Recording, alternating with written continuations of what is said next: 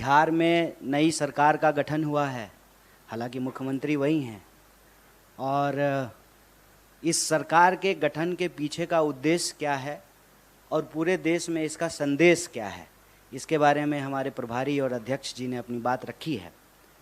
मैं बिहार के मुद्दों पे कुछ आपसे बात करना चाहता हूँ। हमारा मानना है, हमारी पार्टी यह स्पष्ट तौर पे सोच रही है, समझ रही है और इस पर एक्ट कर रही है कि देश में अब दो तरह के वोट हैं। एक वोट जो देश को बेचने की कार्रवाई को आगे बढ़ा रहा है और दूसरा वोट जो देश को बचाने की कार्रवाई को आगे लेकर के जाना चाहता है। देश बेचने और बचाने की जो ये लड़ाई है, ये आप तमाम लोगों से छुपा हुआ नहीं है। हम सब देख रहे हैं कि सरकारी संपत्ति की लूट और सरकार के दोस्तों को छूट मिल रही है। और देश के जो नौजवान हैं, मैं युवा हूं और राजनीति में हूं, तो यह मेरा धर्म भी है और कर्तव्य भी है कि हम नौजवानों के सवाल को प्राथमिकता से उठाएं। और नौजवानों का मुद्दा ये है, खास करके अगर आप बिहार की बात करेंगे तो देश के 5 सबसे ज़्यादा बेरोजगारी दर वाले राज्यों में बिहार भी शामिल है। बिहार की जो यह बदतर स्थिति है, उसको बेहतर स्थिति में हम कैसे बदलें, यह हमारा उद्देश्य है। और इस उद्देश्य को लेकर के देश के भीतर कहीं भी कोई भी अगर एकता बनाने का प्रयास होता है तो कांग्रेस पार्टी, चाहे दलीय तौर पे उसको कोई नुकसान हो, उस नुकसान को बर्दाश्त करते हुए भी दल से ऊपर देश को रखते हुए उस सरकार को हम गठित करने में, उसको बनाने में और उसको बचाने में अपनी भूमिका निभा रहे हैं। लोग गुणागणित करते हैं, कितना मंत्री मिला, कितने एमएलए हैं, कौन जो है उप मुख्यमंत्री है। ये सारा गुणागणित तब होगा ना जब देश के भीतर सरकार गठन की प्रक्रिया पारदर्शी तरीके से चलती रहेगी। आप सब देख रहे हैं कि क्या हो रहा है कि विधायक जो हैं वो होटल खेल रहे हैं। जैसे कोना कोना खेलते हैं ना बच्चा लोग, वैसे होटल खेल रहे हैं, रिजॉर्ट चल रहा है। और आपने देखा कि बिहार में कोई रिजॉर्ट नहीं हुआ, बिल्कुल स्मूथ ट्रांजिशन हुआ है। और यही बिहार की खास बात है। और जैसा कि हमारे अध्यक्ष ने आपको याद दिलाया, सिर्फ इस दौर की बात नहीं है, आप किसी दौर की बात कर लीजिए। जब कहा जाता था कि नंद वंश के खिलाफ कोई बोल नहीं सकता है, तो एक असली चाणक्य, ये वाले नहीं, बेटा को सेक्रेटरी बना देना जो है, ये चाणक्यपन नहीं है, ये ओछापन है, ये दोहरापन है। जो असली चाणक्य थे वो चंद्रगुप्त मौर्य को जो है वो सम्राट बना दिए। और हर दौर में आप देखते जाइए, अगर आप स्वतंत्रता आंदोलन की बात कर रहे हैं, हम लोग 75वीं वर्षगांठ मनाए हैं, तो 1857 की क्रांति में वीर कुंवर सिंह जैसे लोग बिहार में पैदा हुए कि अपना हाथ काट करके नदी में प्रवाहित कर दिए। आप 1942 के भारत छोड़ो आंदोलन को देखिएगा तो मैं जिस इलाके से आता हूं उसको बिहार का बारदोली कहा जाता है। आप उसके बाद देखेंगे तो एक इकलौता आदमी एक छेनी हथौड़ी लेकर के पहाड़ काट करके रास्ता बना दिया। तो ये जो बीजेपी की लूट का पहाड़ है, उसके दोस्तों के छूट का जो कारोबार है, ये जो बेकार की बात है, उससे एक रास्ता बनाने के लिए रोजगार की बात करना जरूरी है। रोजगार एक बहुत बड़ा सवाल है। और आप जब बोलेंगे या सुनेंगे तो महंगाई और भाजपाई आपको सुनने में एक जैसा लगेगा। महंगाई, दंगाई, ये सब जो है भाजपाई शब्द से मिलते जुलते शब्द हैं। देश को अगर इस परिस्थिति से निकालना है तो हम लोगों को देश के मुद्दे पर बात करनी पड़ेगी, उस पर एक्ट करना पड़ेगा।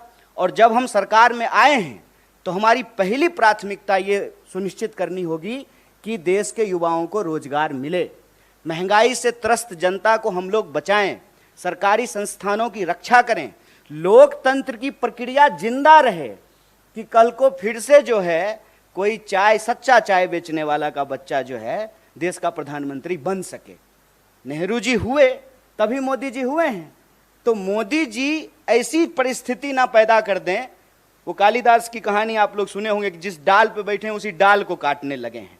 तो यह जो अलोकतांत्रिक ढंग से लोकतांत्रिक सरकार के गठन का दावा किया जाता है, यह दावा किताबी है, यह दावा फर्जी है। असल में जनमत की चोरी होती है। आप देख रहे हैं कि महंगाई की क्या हालत है। पेट्रोल पंप पे जब मीटर चलता है ना, तो ऐसा धड़कन भी उसी स्पीड से बढ़ने लगता है। मैं तो कहता हूं कि देश ने सरकार नहीं चुना है, खून चूसने वाला सिरिंज खरीद लिया है। हर मुद्दे पे जो है सरकार से जो भी आप एक्सपेक्ट करते हैं, उस एक्सपेक्टेशन को तो छोड़ दीजिए। जैसा दुष्यंत कुमार ने लिखा है कि कहाँ तो तय था चिरागा हर एक घर के लिए, कहाँ चिराग मयस्सर नहीं शहर के लिए। कि पेट्रोल महंगा है, एक तरफ पेट्रोल ऊपर जा रहा है, रुपया नीचे आ रहा है। महंगाई का दर देश में सबसे ज्यादा है। एक एक करके सरकारी संस्थान बेचे जा रहे हैं। पीएसयू को आप उठा करके देख लीजिए, परमानेंट नौकरियां लगातार कम की जा रही है, ठेके पे बहाली किया जा रहा है। कैसा परमानेंट जुगाड़ किया है सरकार ने साहब कि प्रधानमंत्री होते हैं 5 साल के लिए, संविधान में ऐसा लिखा हुआ है। लेकिन आप जो है सत्ता का अहंकार देखिए कि प्रधानमंत्री के जो नंबर 2 हैं वो कहते हैं कि हम जाने के लिए नहीं आए हैं, 50 साल यहीं रहेंगे। तो नियम ही बदल दीजिए कि अब प्रधानमंत्री का चुनाव 5 साल के लिए नहीं होगा, 50 साल के लिए होगा। जहां कॉन्ट्रैक्ट पे चीजें हैं कि आप 5 साल के लिए ही प्रधानमंत्री हो सकते हैं, वहां आप लाइफ टर्म रिचार्ज चाहते हैं, life term full time recharge. लेकिन जहां सरकारी नौकरी में परमानेंट की व्यवस्था थी, उसको एक एक करके समाप्त किया जा रहा है। आप जो है अग्निपथ में देख लिए हैं कि क्या हुआ है। 5 साल के लिए वो मंत्री बनेंगे, 5 साल के लिए एमएलए बनेंगे, लेकिन नौकरी 4 साल के लिए मिलेगा। ये क्यों किया गया है? ताकि श्रम की चोरी की जा सके, ग्रेच्युटी ना मिले, पेंशन ना मिले, आपको कोई सुरक्षा ना मिले। और ये ऐसा नहीं है कि सिर्फ एक सेक्टर में हो रहा है, सारे सेक्टर में रोजगार की यही हालत।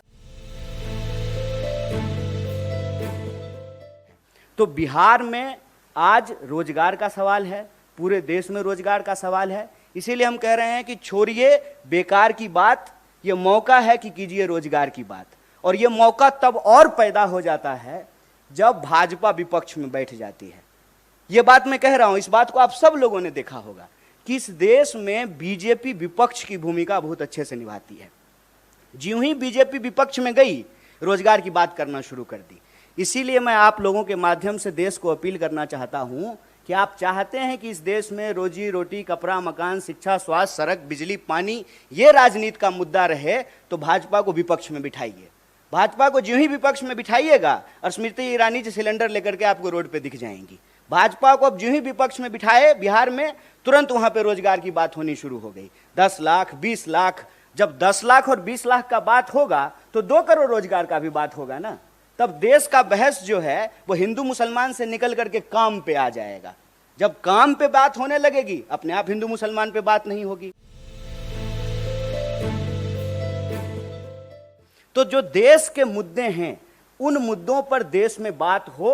और जो एक अंधेरे का वातावरण बनता जा रहा था ना कि भाजपा तो अजय है, इसको हराया नहीं जा सकता है, ए साहब ये बिहार है, संभल के रहिएगा।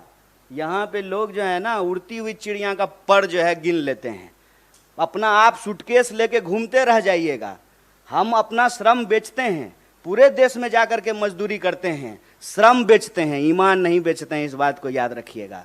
और जब भी देश में अंधेरा बढ़ता है तो आशा की किरण बिहार से आती है। और मैं उम्मीद करता हूं कि देश में एक मजबूत विपक्ष का संदेशा बिहार ने दिया है। देश के युवाओं से अपील है कि आपका मुद्दा रोजगार है, देश के आम लोगों से अपील है कि आपका मुद्दा महंगाई है। इन मुद्दों पर राजनीतिक विमर्श हो, और उस विमर्श को बतौर देश की सबसे बड़ी विपक्षी पार्टी होने के नाते इसको हम जिम्मेवारी से निभाएंगे। और देश के जो सवाल हैं, जो सकारात्मक मुद्दा है, जो पॉजिटिव पॉलिटिक्स है, उसको हम ले जाने का प्रयास करें। चलनी दुसलक सूप के, जिस चलनी में अपने 75 छेद हो, वो दूसरे का छेद दिखा रहा है। बताइए, देश के गृह मंत्री पे तरीपार होने का आरोप नहीं है, तरीपार थे, और वो बाहुबल की बात कर रहे हैं। बेईमानी से विधायक को ऐसा लग रहा है जैसे पार्सल का पैकेट हो, कभी असम जा रहा है, कभी गोवा जा रहा है। ये बाहुबल नहीं है, ये आपराधिक काम नहीं है। और बिहार में कौन ऐसा दल है, कौन ऐसा दल है कोई दल? ये सब मुद्दा भटकाने की बात है। मैं तो नीतीश जी को धन्यवाद देना चाहता हूं। नीतीश जी अपने एक कार्रवाई से ना बहुत लोगों का कैरियर सेट कर देते हैं। अभी देखिए कि नीतीश जी मुख्यमंत्री हैं, गठबंधन के साथ ही बदल लिए हैं, ठीक है, तो सुशील मोदी जी भी मीडिया में आने लगे हैं। उन्हीं का पार्टी ने उनको साइड कर दिया था। कौन उनको डिप्टी सीएम के पोस्ट से हटा दिया? नीतीश जी हटा दिए कि यही लोग हटा दिए? देखिए ये सब ना हमारे यहाँ कहावत है, छपास का बीमारी होता है कुछ लोगों को, कुछ भी पकड़ करके कुछ भी बोलेंगे। अरे कोई लॉजिक का बात कीजिए। राजनीति में कौन ऐसा नेता है जिस पे केस नहीं होता है और सारे केस सही होते हैं? किसी के पास 18 मुकदमा है, 17 मुकदमा है। आप चुनाव लड़िएगा, कोई आप कैंडिडेट हैं, आपको पता भी नहीं है, बिजली के पोल पे जो है कोई झंडा लगा दिया है, आचार संहिता का उल्लंघन हो गया, आपके ऊपर केस हो गया और आप अपीयर नहीं होइएगा, आपके खिलाफ वारंट जारी हो जाएगा। कानून की अगर बात कर रहे हैं तो कानून की भाषा में बात कीजिए। कोई भी अपराधी तब तक अपराधी नहीं है जब तक न्यायालय ने उसको अपराध साबित नहीं कर दिया हो। ये सब राजनीतिक छीटाकशी है। हम आज पॉजिटिव मुद्दे को लेकर के आपके बीच आए हैं और हम चाहते हैं कि हेडलाइन मैनेजमेंट का जो भाजपा का तरीका है ना, उसमें हाथ जोड़ करके आप भी मत पड़िए। आज सवाल बिहार के विकास की होनी चाहिए। बिहार में 12 करोड़ से ज़्यादा पॉपुलेशन है, सबसे ज़्यादा पलायन है, तमाम विभाग में रिक्तियां पड़ी हुई है, पीएचसी में जो है डॉक्टर नहीं है, स्कूल में जो है टीचर नहीं है। उन सारी रिक्तियों को कैसे भरा जाएगा? नौकरियां कैसे मिलेगी? रोजगार के नए साधन कैसे पैदा होंगे? स्मॉल स्केल और मीडियम स्केल इंडस्ट्रीज को कैसे लगाया जाएगा? ह्यूमन रिसोर्स मैनेजमेंट कैसा किया जाएगा? पंजाब में जाकर के धान काट सकते हैं और अपने खेत में जो है धान नहीं उगा सकते हैं। दूसरे शहर में जाकर के रोड बना सकते हैं, अपने राज्य का सड़क नहीं बना सकते हैं। गुड़गांव में जाकर के आप जो है कॉल सेक्टर में जाकर के काम कर सकते हैं, सर्विस सेक्टर में काम कर सकते हैं। पटना में कॉल सेंटर नहीं खुल सकता है, मुजफ्फरपुर में कॉल सेंटर नहीं खुल सकता है। पॉजिटिव बात कीजिए। 20 साल से तो भटका ही रहे हैं बिहार के ये लोग, और ये भी सरकार में शामिल थे। कोई मुकदमा नया हुआ है? जब आपका सरकार था, अभी कुछ ही दिन पहले था ना, तू मैं, इसका कोई जवाब है? माने ये अगर हम भी कहेंगे तो गलत होगा कि नीतीश जी जब भाजपा के साथ रहेंगे तो सांप्रदायिक हो जाएंगे और हमारे साथ आएंगे तो धर्मनिरपेक्ष हो जाएंगे। ये सब राजनीति में चीजों को भटकाने की बात है। और ये ना ब्रिटिशर्स की पॉलिसी थी, डिवाइड एंड रूल। और ये जो ब्रिटिशर्स के साथ जासूसी करते थे, इनका रूल है डाइवर्ट एंड रूल। डाइवर्जन में मत फंसिए, मुद्दे की बात कीजिए। किसी के ऊपर अगर कोई केस है तो न्यायालय उस पर फैसला करेगी, पुलिस उसको पकड़ेगा।